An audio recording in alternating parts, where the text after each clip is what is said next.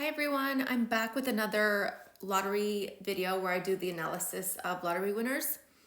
And here is the chart regarding a wife and a husband that had won the lottery, 20 million in Rhode Island. And this was back in March 1997. And before I get into the analysis, I just want to say that if you're interested in a personal reading with me, you can go to my website and book that. I do Zoom sessions and as well as yearly email readings. So if you're interested in that, head over there. And there's been some of you that already have booked with me, so that's great that you're resonating with the videos and you're interested in this. And otherwise, I'm gonna just jump right into the static potential in this person's chart. I think I'll do part 2 of the husband's chart in the next video. So again, I will be highlighting the things that I see that made her win astrologically, the factors that made her win in her chart, okay? So starting off, we see that her ascendant and Rahu, they happen to be in the nakshatra called Purva Falguni. And so this can already allude to something positive financially because this is a really good nakshatra in terms of wealth. It can be. So, having the ascendant there in that nakshatra as well as Rahu, Rahu tends to magnify. And so this can be a really good sign into wealth. Now, the other thing is, the other big thing that I see in her chart as far as money is her Mercury is well placed in its own sign of Gemini. And her Mercury happens to be the second lord of money, wealth, and income, as well as the 11th lord of large gains and dreams and wishes. So again, it's in Gemini and it's well placed in its own sign. And this makes it the second lord, the second lord in the 11th house. And so this is really beneficial. This is one of the best wealth-giving Dana yogas you could have, is having the second lord in the 11th house. So this is what she has. So this can bring large gains in life. And again, Mercury is the 11th lord in the 11th house as well, okay, in its own sign. So there's strength here for Mercury.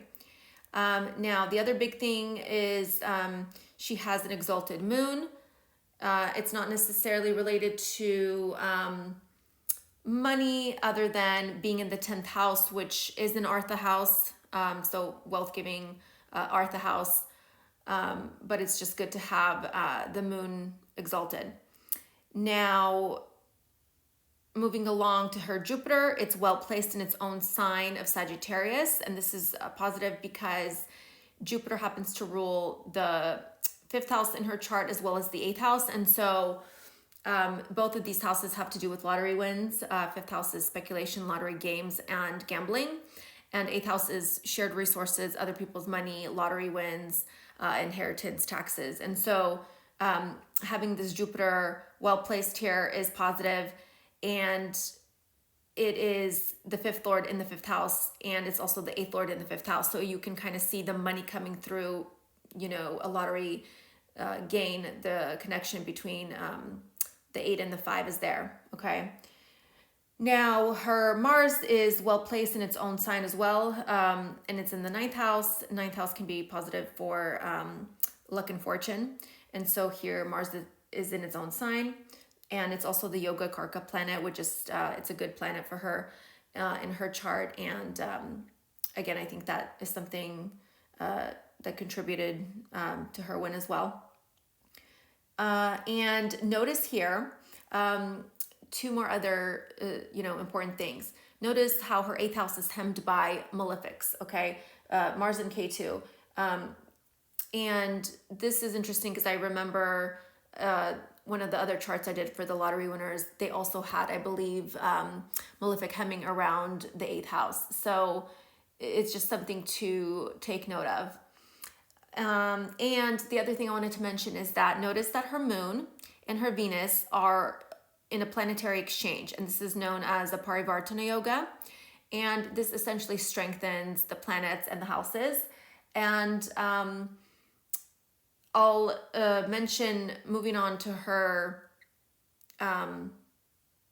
moon chart in a second, why that's important, okay, this exchange. But before I move on, I wanted to say one last thing, is that back to her fifth house, if you notice, Jupiter is the eighth lord, right, of, again, shared resources, lottery wins, and Saturn is there, and Saturn happens to be her seventh lord of partnerships and husband. And so here we see that Jupiter and Saturn are conjunct, and this can show that, you know, I'm pretty sure I mentioned at the beginning that she won this lottery with her husband. And so you can see that astrologically, because again, Saturn is the seventh lord of partnerships. It's conjunct the eighth lord of lotteries, and as well as fifth lord of, you know, lottery games. So you can see how she won this lottery with her husband astrologically. Okay. So moving on to her moon chart here. And so the thing I wanted to mention that is back to that exchange that was happening between Moon and Venus. And this is interesting because this exchange is happening between the first and third house, okay? And first house, again, has to do with your identity or your life path, essentially our, you know, our identity, okay? And third house here is interesting that this exchange is happening between first house and third house, is because there's this concept called bhavam in Vedic astrology, and I'm not going to kind of explain it or get into it here, but the third house essentially can relate to the eighth house because it is eighth from the eighth, okay? And so there could be similar,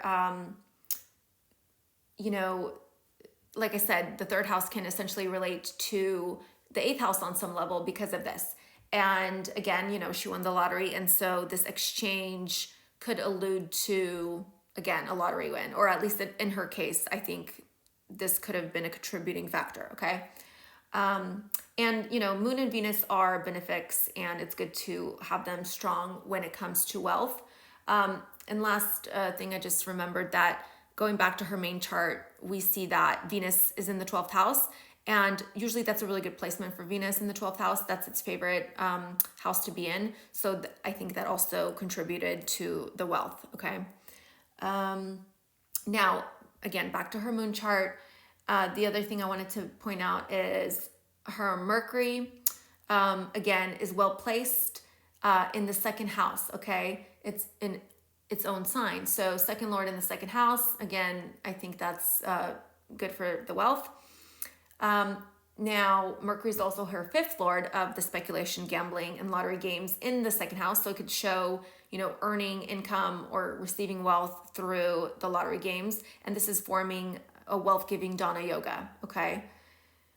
And the other thing that really sticks out is her Jupiter from the moon it happens to be in the eighth house of, you know, lotteries, shared resources, winning, you know, gaining through others.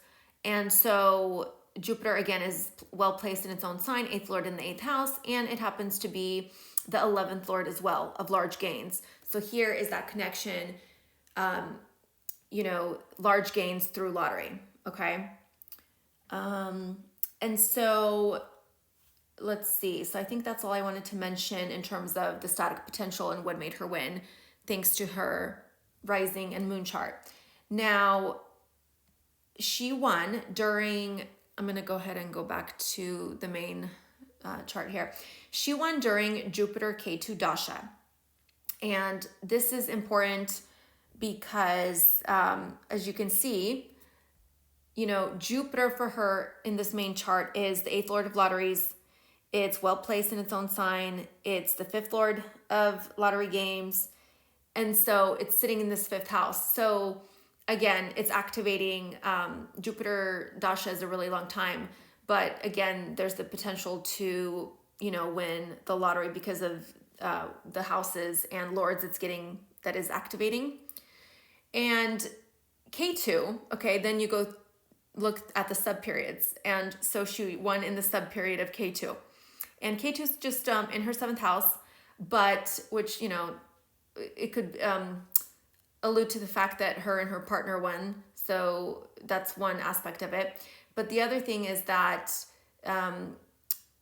anytime you have the nodes, you look at the dispositor. Okay, so K2's dispositor is Saturn, and look where it's at. It's conjunct Jupiter in that same house, in the 5th house. And so again, it's triggering the same 5th house, 5th lord, and 8th lord. Okay. And from her moon chart, the Jupiter K2, again, Jupiter here is in the 8th house of lotteries. It's the 8th lord of lotteries, and it's the 11th lord of large gains. And again, K2 is getting disposited by Saturn, and there's even a wealth-giving Dana yoga here by having Saturn, the 9th lord, conjunct the 11th lord, okay? And so I feel like that's, essentially why she won, because that 8th house is getting triggered from the moon, okay? Now, I'm going to go ahead and see what the transits were on the day of the win. And while I'm looking that up really quickly, I just want to mention that if you are getting value out of this video, please go ahead and engage with the video. It helps the algorithm. And so I'd appreciate that. Now, okay, so again, the win was back in March 1997. And during this time, we see a lot of activity happening. Let's see, I'm going to go again back to the original chart. And at the time of the win, the nodes are very important, okay, where they were. And in her case, Rahu was transiting Virgo, and that is her 2nd house of wealth and income. And so, when the nodes are on the 8-2 axis, this can definitely bring money. There could be ups and downs with money.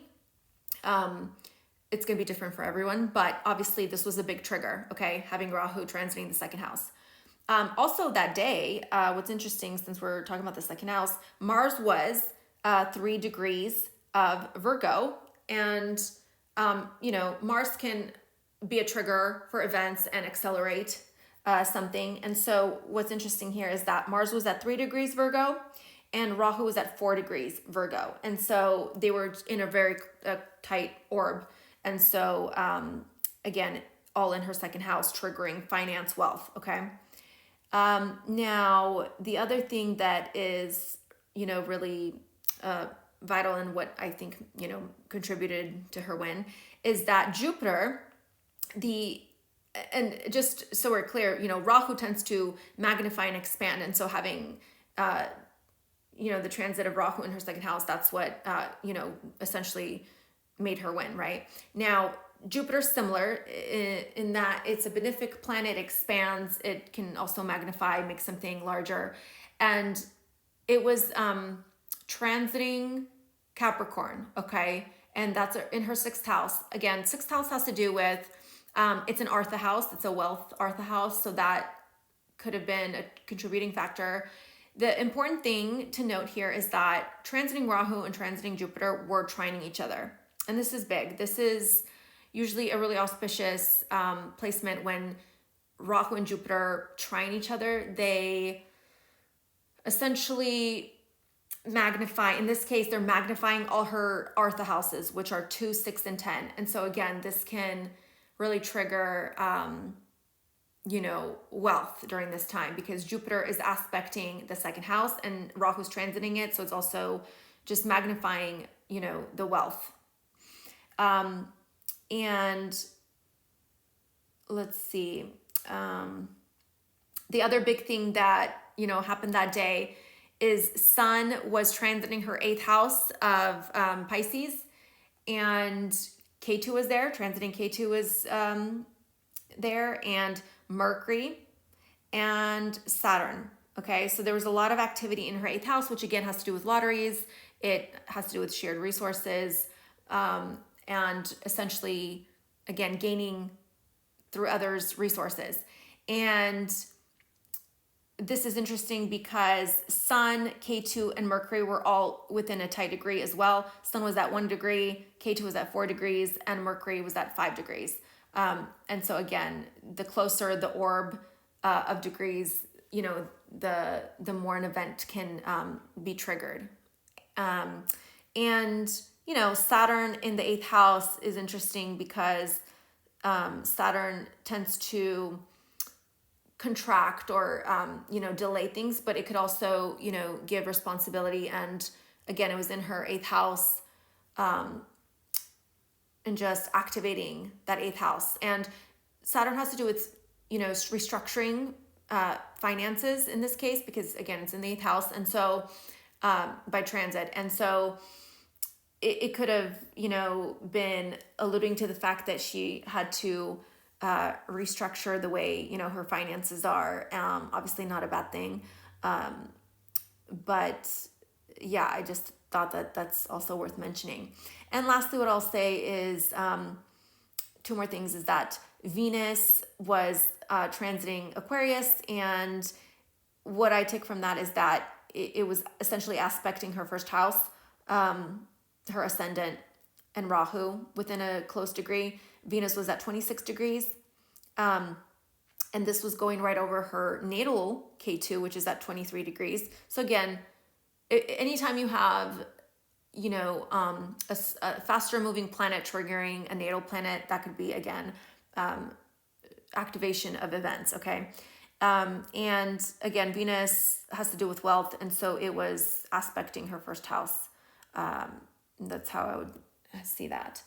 And let's see. And then that day, you know, Moon is the fastest moving planet, and so Moon that day was exalted, okay, because it was transiting Taurus. It was transiting her natal moon, and the takeaway is that Moon was exalted that day, so that was helpful. And let's see, I think that was pretty much what I wanted to mention. Oh, actually, you know what? One last thing. So those were her transits. I went over her dashas, the static potential in her chart. The last thing I kind of wanted to go over is her D9 chart, which, you know, it's a divisional chart that usually can kick in the second part of life, but it's essential. It's just another, you know, good chart to look at in terms of your future and events happening in your future. So let's see. Okay, so what I wanted to mention about her D9 is that, let's see, I'm getting there right now. So the key thing that I wanted to say is, let's see. Oh, okay. Second house, okay, in her D9, I don't have it up here, but just know that Saturn is exalted, okay, in her second house in the D9. And this is huge because Saturn exalted is, you know, obviously powerful. It gains strength. It's in her second house in Libra. And so this can definitely allude to, you know, somebody having wealth because Saturn exalted in the second house, okay, of wealth. And Venus was there in its own sign of Libra.